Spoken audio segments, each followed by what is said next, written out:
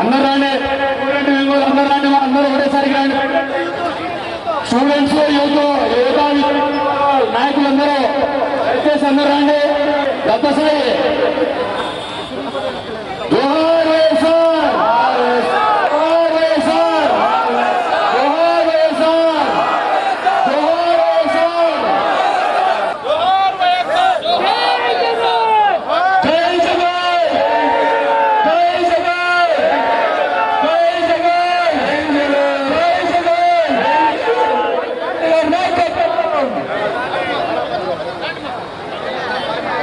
ముందుకు వెనక నుంచి వెనక బాబు దయచేసి రండి, అందరూ వెనక రావాలా.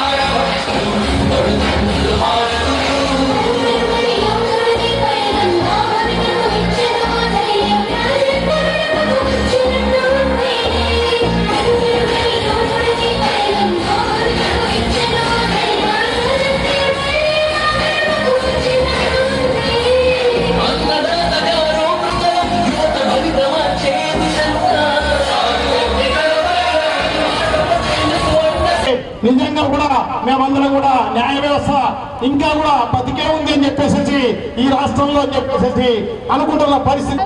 సో ఈ కార్యక్రమంలో పాల్గొన్న విద్యార్థులు, తల్లిదండ్రులు, యువకులు అందరికీ కూడా కృతజ్ఞతలు.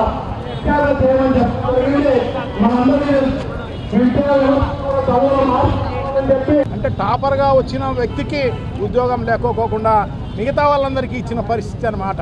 సో టాపర్గా వచ్చిన వ్యక్తి కూడా ఈ ప్రశ్నపత్రాలు లీకేజ్ చేసిన వ్యక్తే. సో వీళ్ళ వెనకాల బడాబాబులు అందరూ ఉన్నారు. సో వాళ్ళందరూ కూడా లీకేజ్ వల్ల ఎన్ని వేల మంది ఉద్యోగాలు ఈ రకంగా సంపాదించినారో ఖచ్చితంగా ఈ సిబిఐ ఎంక్వైరీ చేసి ఖచ్చితంగా తెలియాల్సిన అవసరం తప్పకుండా ఉంది ప్రజలందరికీ. సో ఎవరైతే వాళ్ళందరూ చేశారో వాళ్ళందరిపైన యాక్షన్ తీసుకోవాల్సిన అవసరం ఈ కూటమి ప్రభుత్వం పైన ఉంది. ఇది ఆరంభం మాత్రమే. ఖచ్చితంగా వాళ్ళు రిజైన్ చేసేంత వరకు, సిబిఐ ఎంక్వైరీ చేసేంత వరకు కూడా వైఎస్ఆర్ కాంగ్రెస్ పార్టీ యువత అందరూ కూడా ప్రముఖ పాత్ర వహించి ఈ కార్యక్రమాలన్నీ కూడా చేసే కార్యక్రమం, నిరసన చేసే కార్యక్రమము, ఆందోళన చేసే కార్యక్రమం అంతా కూడా చేస్తామని చెప్పేసి మీకు అందరికీ కూడా తెలియజేసుకుంటున్నాం. ఇంత దారుణంగా ఈ దేశంలో ఏ రాష్ట్రంలో జరిగిన పరిస్థితి లేదు. ఇక్కడ ఈ రాష్ట్రంలోనే జరిగిన పరిస్థితి ఉందని చెప్పి మీకు అందరికీ కూడా తెలియజేసుకుంటున్నాం. సో ఏదేమైతేనే సో డెఫినెట్గా ఇంత అన్యాయం నిజంగా విద్యార్థులకు, యువకులకు అందరికీ కూడా జరిగిన పరిస్థితి ఉంది. సో వాళ్ళందరూ కూడా కోచింగ్ తీసుకొని పాపం కొన్ని సంవత్సరాలు, కొన్ని నెలలు, కొన్ని సంవత్సరాలు వాళ్ళందరూ కోచింగ్ తీసుకొని వాళ్ళందరూ కూడా పరీక్షలు రాసిన పరిస్థితి అన్నమాట. వాళ్ళందరికీ ఉద్యోగాలు రాకుండా దొంగగా వాళ్ళకందరికీ ఉద్యోగాలు ఇచ్చిన పరిస్థితి మనం చూస్తున్నాం అన్నమాట. కొన్ని లక్షలు, 15 లక్షలు, 20 లక్షలు వాళ్ళందరూ కూడా బేరం ఆడుకుంటున్న పరిస్థితి మనం వీడియో కాల్లోనూ, తర్వాత ఆడియో టేపుల్లోనూ మనం విన్న పరిస్థితి ఉంది. సో ఇవన్నీ కూడా సాక్ష్యాలు చూపించి అడుగుతున్నా కూడా ఈ 1.5 సంవత్సరం నుంచి ఈ ప్రభుత్వం పట్టించుకున్న పరిస్థితి లేదు. దున్నపోన పైన వాన పడినట్టే ఉన్నట్టుగా ఉంది అన్నమాట. సో ఏమైతేనే మాకు మీడియా ఉందిలే, మేము బుల్డోజ్ చేస్తాం, మేము అంతా కూడా బాగా జరిగిందని చెప్పేసి అందరినీ కప్పిపుచ్చే కార్యక్రమం చేస్తున్నారు తప్ప ఇంకో రకమైన పరిస్థితి లేదు. ఖచ్చితంగా నిరుద్యోగులందరూ కూడా వాళ్ళందరూ కూడా ఈ రోజు కూడా రేపు ఎప్పుడైనా కూడా ఖచ్చితంగా వాళ్ళు చూపించే కార్యక్రమం తప్పకుండా చేపిస్తారు, తప్పకుండా సినిమా చూపిస్తారు మీకు అందరికీ కూడా. సో డెఫినెట్గా మీరు చేస్తున్న అక్రమాలు ఏదన్నా కప్పిపుచ్చుకోవచ్చులే అని చెప్పేసి మీరు అనుకోవచ్చు. అది జరిగే విషయమే కాదు, ఖచ్చితంగా దీనిపైన అందరికీ కూడా ప్రజలందరికీ కూడా తెలిసిన విషయమే. సో డెఫినెట్గా ఎందుకంటే హైకోర్టు కూడా నిన్న దీనిపైన విచారణ చేయమని చెప్పడం జరుగుతుందన్నమాట.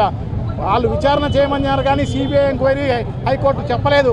సో అందుకోసం వీళ్ళు సొంత విచారణ చేసే కార్యక్రమం చేస్తారు. మీరు సీఎం గారు ఏం చెప్తే ఆ విచారణలో అదే వచ్చే కార్యక్రమం జరుగుతుందన్నమాట. అంటే మనకు తెలిసిన విషయమే అన్నమాట ఆ విచారణలో ఏం జరగబోతోంది అనేది. అటువంటిది కాదు, ఖచ్చితంగా సిబిఐ ఎంక్వైరీ చేయాల్సిన అవసరం తప్పకుండా ఉంది. ఎవరైతే అధికారులు దీంట్లో పాల్గొన్నారో వాళ్ళందరినీ కూడా శిక్షించాల్సిన అవసరం తప్పకుండా ఉంది. నారా లోకేష్ రిజైన్ చేయాల్సిన అవసరం తప్పకుండా ఉంది. ఆ మెగా డిఎస్సీని క్యాన్సిల్ చేయాల్సిన అవసరం తప్పకుండా ఉంది. కొత్త మెగా డిఎస్సీని మళ్ళా జరపాల్సిన అవసరం తప్పకుండా ఉంది అని చెప్పేసి ఈరోజు యువకులు, వైఎస్ఆర్ కాంగ్రెస్ పార్టీ తల్లిదండ్రులు అందరూ కూడా డిమాండ్ చేస్తున్న పరిస్థితి ఉందని చెప్పి తెలియజేసుకుంటూ, సో ఇప్పటికైనా కనువిప్పు కలిగి మీరందరూ కూడా జరుగుతున్న అన్యాయాన్ని ప్రజలందరూ కూడా తెలుసుకున్న విషయమే. సో తప్పకుండా మీరు చేస్తున్న ఈ రకమైన అరాచకమైన కార్యక్రమాలన్నీ కూడా చూస్తున్నారు వాళ్ళు. డెఫినెట్గా నీకు బుద్ధి చెప్పే కార్యక్రమం త్వరలో ఉంది అని చెప్పేసి తెలియజేసుకుంటూ, మేము ఖచ్చితంగా కొత్త మెగా డిఎస్సీని జరపాలి అని చెప్పేసి డిమాండ్ చేస్తూ సెలవు తీసుకుంటాం.